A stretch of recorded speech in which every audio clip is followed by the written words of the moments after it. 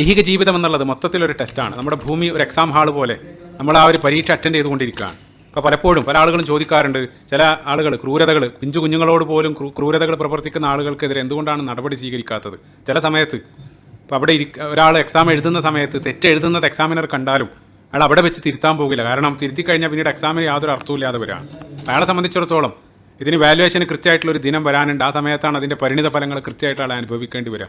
അതേപോലെ തന്നെയാണ് അത് മറ്റൊരു കാര്യം ഓർക്കുന്നത്. അടുത്ത കാലത്ത് ഒരു പണ്ഡിതൻ അദ്ദേഹത്തോട് ഒരാൾ ചോദിക്കുന്നുണ്ട്, അതായത് ഈ രൂപത്തിൽ തെറ്റായിട്ടുള്ള കാര്യങ്ങൾ, ഓപ്പിയം അല്ലെങ്കിൽ കഞ്ചാവ്, അതേ രൂപത്തിലുള്ള ചെടികളെല്ലാം എന്തിനാണ് ദൈവം സൃഷ്ടിച്ചത്? അത് സൃഷ്ടിച്ചത് കൊണ്ടല്ല ആളുകൾ ഉപയോഗിക്കുന്നത്. ആ രൂപത്തിൽ ചോദിച്ച സമയത്ത് അയാൾ അതിന് മറുപടിയായിട്ട് പറഞ്ഞത്, അയാൾ രസകരമായിട്ട് മറുപടി പറഞ്ഞത്, അപ്പോൾ നിങ്ങൾ പരീക്ഷ അറ്റൻഡ് ചെയ്യുന്ന സമയത്ത് ഒരാൾ ചോദിക്കുകയാണ്, എന്തിനാണ് മൾട്ടിപ്പിൾ ചോയ്സ് ക്വസ്റ്റ്യനിൽ എന്തിനാണ് നിരവധി ഓപ്ഷന് പരീക്ഷയ്ക്ക് നൽകുന്നത്? ABCD അതെന്തിനാണ്?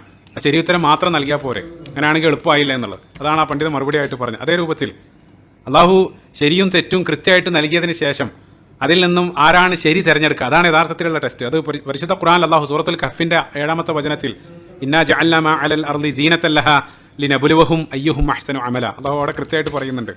ഈ രൂപത്തിലുള്ള സീനത്തുകൾ, അലങ്കാരങ്ങളെല്ലാം ഈ ഭൂമിയിൽ വെച്ചത് ഇതേ രൂപത്തിൽ നിങ്ങളെ പരീക്ഷിക്കാൻ വേണ്ടിയിട്ടാണ്. അതിൽ ആരാണ് ആ റൈറ്റ് ചോയ്സ്, അത് കൃത്യമായിട്ട് പരീക്ഷിക്കാൻ വേണ്ടി തന്നെയാണ് അള്ളാഹു അതെല്ലാം നൽകിയത് എന്നുള്ളത്. അപ്പോൾ